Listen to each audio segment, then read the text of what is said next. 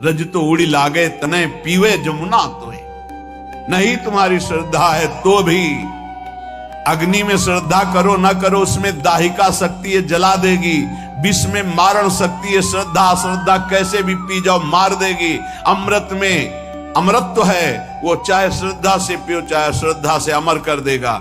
ऐसे ही वृंदावन में तारण शक्ति है, राधा नाम में प्रेम शक्ति है, हरि को अधीन करने की शक्ति है। श्रद्धा हो या ना हो, आप रटो राधा राधा, आप वृंदावन की रज का सेवन करो, फिर देखो इसकी अपार महिमा जो बड़ी बड़ी साधनाओं से नहीं पूर्ण होती। श्रीपाद कह रहे हैं जो वृंदावन जन साधारण के लिए दुष्प्रवेश प्रदेशम है, इसमें गत्वा प्रोचैर निज दैतयोर नाम जलपन्नु दश्रु। आहा, वृंदावन में आ गए, थोड़ा ऐसी जगह एकांत हुई जहां कोई दिखाई नहीं दे रहा, तो चिल्ला कर रोए राधा राधा, लाडली श्यामाजू राधा राधा। गत्वा प्रोचे निज दयित योर नाम जलपन्न दश्रु। अश्रु प्रवाह करते हुए एकांत देश में चिल्ला चिल्ला के भूरी सखी जी ऐसा ही करती। यमुना में के उस प्रांत में जहां कोई स्नान आदि करने नहीं जाते थे, वहां बैठ जाती, चिल्ला चिल्ला के रोती लाडली। ये प्रेम की पीर उनकी पूरे हृदय की बातें हैं, उसमें रो रो करके प्रिया जो शिव प्रार्थना करते हैं। अत्यंतार्त्याम विकल विकलो दिव्य मूर्त्या कयापि। आहा, उच्च स्वर से राधा राधा राधा ऐसा कह के अश्रु बहा रहा है, और इतनी आनंद प्रेम की विकलता हुई कि वो विह्वल होकर लौट रहा है रज में। तो क्या हुआ, जब विकल विकलो तो दिव्य मूर्ता कयापि श्रीश्वर्याज्ञा कर मृग दिशा वाक्य सुधा स्वास्थिता श्याम। उठ, तू क्यों विकल होके रो रहा है? दिव्य सौंदर्य की सीमा लाडली जो प्रकट हो गई, जो श्री हरि की ईश्वरी हैं, वृंदावनाधीश्वरी, वो दिव्य स्वरूप मृगनयनी श्री राधा प्रकट हो गई। दिव्या मूर्त्या कयापि श्री स्वर्याज्ञा कर मृग दृशा वाक्य सुधा। उठ, क्यों विकल हो रहा है? मैं आ गई, ऐसा अमृतमय शब्द कब मैं सुनूंगी, ऐसा आश्वासन कब मैं पाऊंगी। श्रीपाद प्रार्थना कर रहे, ऐसा हो कि वृंदावन जो सबके लिए दुष्प्रवेश है, श्री जी की कृपा से यहां आना हो और यहां एकांत में जाकर राधा राधा पुकार कर रोना हो। ऐसी विकलता आ जाए कि रज में लौटूं और पुकारूं, इतने में देखा कि श्री जी आ गई और वो कह रही है उठ, देख मैं आ गई। क्यों तू विकल हो रहा है? क्या कभी ऐसा मेरे साथ होगा? श्रीपाद कह रहे, यत्रैवाति रसोन्मदं विहरते मत्प्रेष्ठ वस्तुद्वयम् भक्ति क्वापि महारसोत्सवमयी यत्रैव निस्यन्दते यत्रैव प्रविशन्ति नैव निगमश्रेणी गिरां भङ्गय तस्मिन्नेव ममास्तु धीः प्रणयिनी वृंदावने पावने। अद्भुत, जहां की रज लगाने से, जहां रसिकों का संग करने से युगल सरकार की प्रेम उन्मत्तता प्रकाशित होती है। देखो, इतना तो गांठ बांध लो कि बिना भगवत प्रेमी महात्माओं की चरण रज के, उच्छिष्ट के, वचन के, कृपा के, प्रियालाल का प्रेम साधनों से नहीं होता है। यह गुण साधन ते नहीं हुई, तुम्हारी कृपा पाओ कोई कोई। कोई कोई कौन? जो रसिक चरण अनुरागी हैं, जो रसिक चरण रज सेवी हैं, जो रसिक चरणामृत पान करने वाले, जो रसिक उच्छिष्टामृत का पान करने वाले हैं, तो उनको यत्रैवापि रसोन्मदम विहरते मत पृष्ठ वस्तुद्वयम, वस्तुद्वयम श्री श्यामा श्याम की प्रेमोन्मत्तता यहां घूमते घूमते रसिकों के संग में, रे मन रसिकन संग बिन रंचन उपजय प्रेम। तो क्या कहो कृपा उपजय के भांति रसिकन संग फिरो दिन राती। क्या होगा? तो बोले विहरते मत पृष्ठ वस्तुद्वयम, उनका संग करके इस वृंदावन में विहरते अचानक एक दिन घटना घटेगी और प्रिया प्रीतम के दर्शन हो जाएंगे। पक्का, बिल्कुल इसमें कोई कल्पना या संशय या तर्क की जरूरत नहीं है। ये उसी समय होगा जब आपका अहम श्री जी के चरणों में समर्पित हो जाएगा, और ये होता ही रसिकों के संग से। तिनकी संगति रहत जाति कुल मद सब ननसई, अहम गलित हो जाए। अगर ये तो वृंदावन प्रेम की बात है, कहीं भी नाम में प्रेम, श्री कृष्ण रूप में प्रेम, श्री कृष्ण लीला में प्रेम, इन तीन की बड़ी महिमा गाई गई है। भक्त चरण रज, भक्त चरणामृत और भक्त उच्छिष्ट। ये नहीं देखा गया कि ये भक्त किस कुल का है, किस जाति का है, ये सब वो प्रभु का भक्त है, उसका उच्छिष्ट मिला और अनुराग बढ़ गया हृदय में। एक प्रसंग आता है, एक कालिदास नाम के महान भागवत का, जो भगवत प्रेमी महात्मा जन होते हैं, उनकी जाति पर दृष्टि रख लेने से अपराध लगता है, ये ध्यान रखने का विषय है। कभी भक्तों की जाति पर, वैसे प्रायः बहिर्मुख लोग इस बात पर ध्यान देते, ओ कौन, वो अमुक कुल के, उच्च कुल यादम। भाई देखो, जंगहे लोहा में कोई भी ऐसी ताकत नहीं कि मुकुट बन के चमके।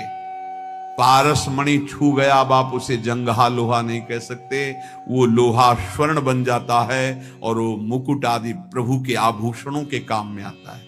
ऐसे हम सब जंगहे लोहा है, चाहे जहां के हो, चाहे जो हो, कोई हो। हमारी गति मना खष्टान इंद्रियाणि प्रकृति स्थानि कर सती। ये संत महापुरुषों का स्पर्श, संभाषण, उनका संग हमें कीमती बना दिया, हमें जगत मंगल करने वाला बना दिया। जगत मंगल करने वाला देव भयमुद मंगलकारी, वो मंगलकारी। जैसे सहचरी भाव ही की प्राप्ति की बात नहीं, सहचरी भाव प्राप्त कराने वाले सामर्थ्य आ जाती चतुरासी जी गाने वाले को। सखी सुख के अधिकारी, सखी अधिकारी कहते, जैसे भंडार के अधिकारी, बोले भंडार के अधिकारी जी हैं, वो दे सकते हैं किसी को कुछ भी। ऐसे सखी सुख के वो अधिकारी हो जाते हैं, जो नाम जापक है, जो रसिक संग है, जो चतुरासी जी का गायन, जो वृंदावन का सेवन, उनके प्रति ये देख लेना। देखो सही माने में देखो तो हमारी जो वाणी जी कहती है, जहां वेद नेति नेति कहते हैं, उसके आगे की वाणी जी है, कह रहे जाति पाति कुल कर्म धर्म व्रत संस्कृति हेतु अविद्या नासी है। अविद्या ही है, ये अविद्या ही है, कोई शुद्ध ज्ञान नहीं है। ये सेवक जी महाराज कह रहे हैं, ये जन्म मरण के चक्र में ही फंसाने वाली अविद्या है। जाति पाति कुल कर्म धर्म व्रत संस्कृति हेतु, संस्कृति आवागमन का हेतु है। जब इसके धर्मानुसार चले तो ये इससे वैराग्य दिला देता है, यही इसका फल है। अगर यही अहंकार बना रहा, मैं अमुक, कुछ नहीं हाथ लगता, कुछ नहीं हाथ लगता। वाणी से पता चलता है अहम की धरा से हो रही है वाणी, निकल रही है या स्थिति से निकल रही है। स्थिति में हम सब एक हैं, परमात्मांश हैं, कोई भी महात्मा इसको काट नहीं सकता। शास्त्र बात है, भगवान की बात है। ममई वांसो जीव लोके जीव भूता सनातना, सनातन सब मेरे अंश हो, अंश में कोई भी कमी नहीं है। चींटी के अंदर भी वही जो भगवान शंकर के अंदर, जो इसके अंदर वही आपके अंदर, कोई अंतर नहीं है। सब जगह समान रूप से समोहम, भगवान की वाणी, समोहम सर्वभूतेषु, समस्त प्राणियों में मैं समान रूप से विराजमान हूं। अब बचे पंचभूत जिनसे ढांचा रचा हुआ है, कोई कमी नहीं। क्षितिजल पावक गगन समीरा, ये पांचों बराबर सबके रचे हैं। तो फिर ये मेड़ किस बात की है? भगवान कह रहे कि मैं इसलिए इसकी रचना की हूं कि धर्मानुसार चलो और परम धर्म को प्राप्त हो जाओ। तो जो परम धर्म में, भक्ति में है, भगवत मार्ग में, उनमें ये नहीं देखना चाहिए। भक्त पदरज, भक्त चरणामृत और भक्त उच्छिष्ट ये बड़े भाग्यशाली को मिलते हैं। त्रिभुवन में सबसे बड़ा भाग्यशाली कौन है? जिसे भक्तों का संग मिले। सुत दारा धन लक्ष्मी पापियों के घर होए, संत समागम हरि कथा तुलसी दुर्लभ दोए। बड़े भाग्यशाली जिनको संत चरण रज मिलती है और संत उच्छिष्ट मिलता है और संत चरणामृत मिलता है। उनके भाग्य की क्या सराहना, पर वो समझे, भगवत कृपा को समझे तो बहुत जल्दी लाभ मिल जाए।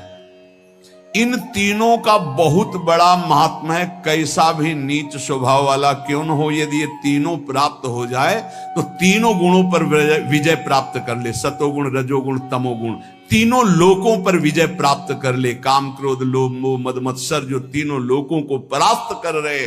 भक्त चरण रज सेवी, भक्त चरणामृत पान करने वाला और भक्त उच्छिष्ट पाने वाला, इन तीनों पर विजय प्राप्त कर लेता है।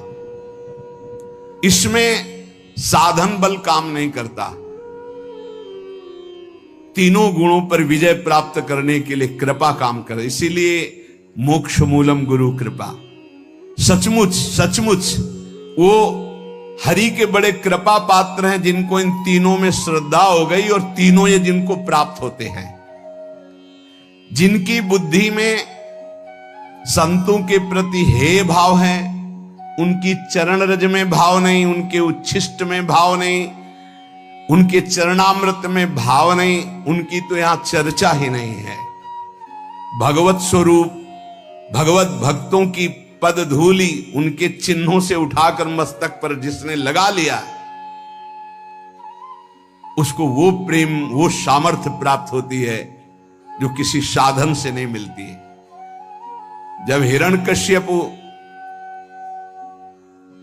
बहुत क्रुद्ध होकर के प्रहलाद जी को पटक दिया और कहा तेरी बुद्धि किसने की ऐसी, तो प्रहलाद जी ने जो उत्तर दिया बहुत समझने लायक है। उन्होंने कहा नैसाम मतिस्ताव दुरुक्रमांघ्रिम स्पर्शत्य अनर्थापगमो यदर्थः महीयसाम पाद रजोभिषेकम निष्किंचना नाम न वृणीत यावत। दैत्यराज, कितनी हिम्मत है 5 वर्ष के बालक में।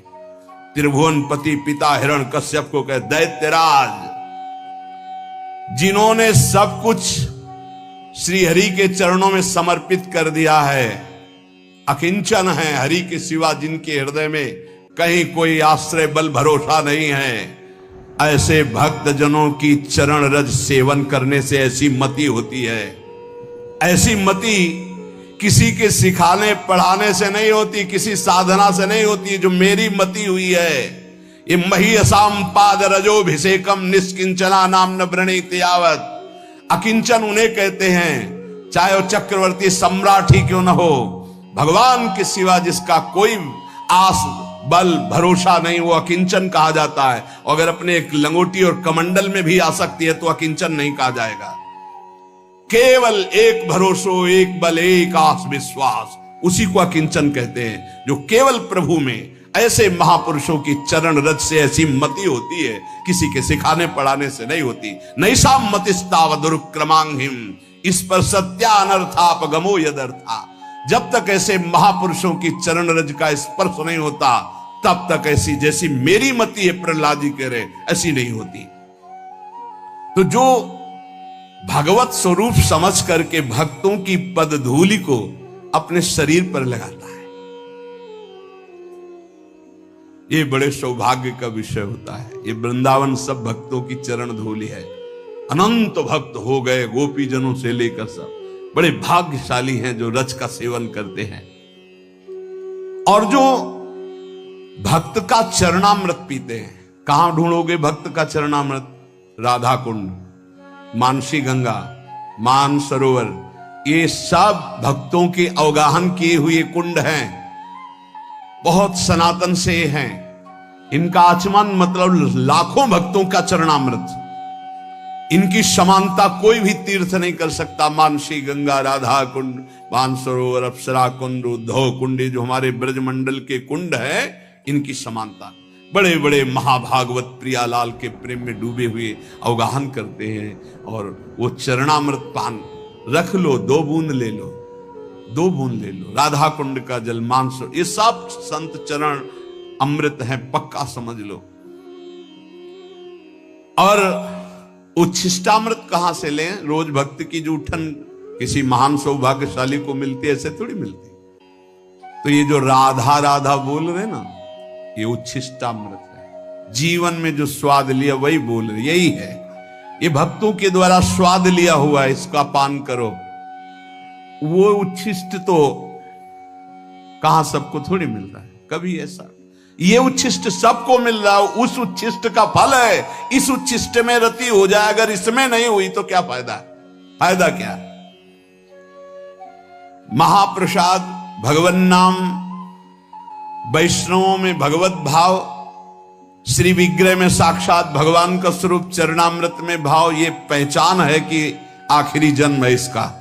जिसके हृदय में इसकी श्रद्धा हो जाए, भक्तों में भगवत भाव, चरणामृत में श्रद्धा, उच्छिष्ट में श्रद्धा, चरण रज में श्रद्धा और श्री विग्रह में साक्षात मेरे प्रभु है, तो पहचान है कि उसका हृदय अब अंतिम जन्म की तरफ जा रहा है, उसका जन्म नहीं होगा। जिसको इस पर विश्वास है,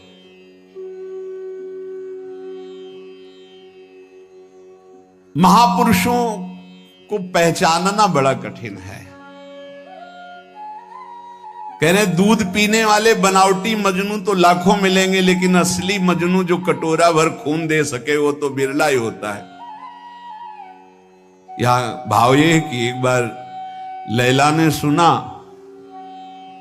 कि मजनू हमारे प्रेम में बावरा न खा रहा है न पी रहा है, तो वो तो बहुत ऐश्वर्य संपन्न घर की थी, तो उन्होंने पूरी बाजार में ऐलान करवा दिया, मजनू जो भी खाए पिए उसको जो बाजार में पाए हमारे पास आवे, सारा हिसाब हम देंगे।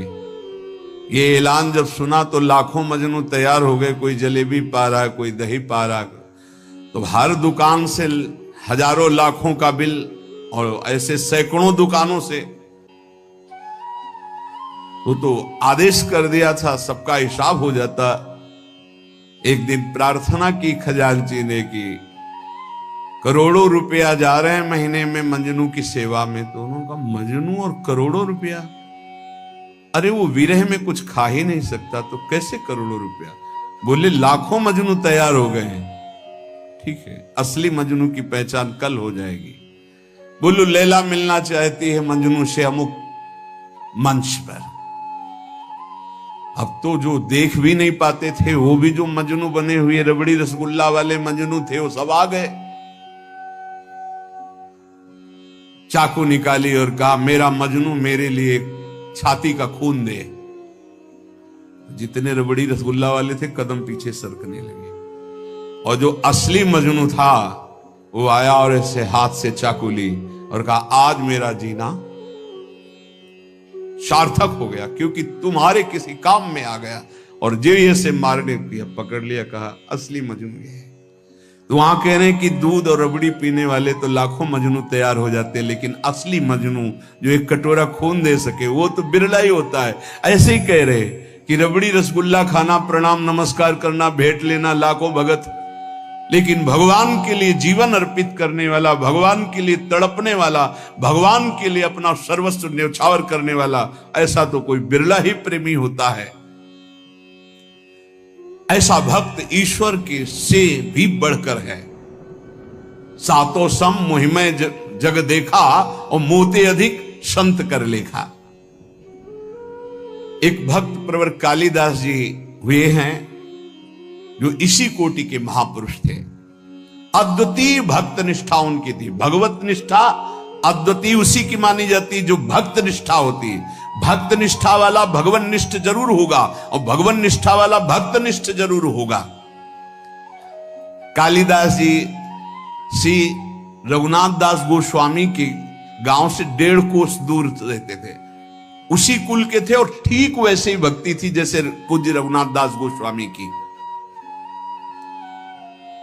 भगवान नाम में इनकी इतनी निष्ठा थी कालिदास जी की, उठते बैठते सोते जागते खेलते हंसते बात करते हर समय इनकी जिह्वा पे नाम चलता रहता।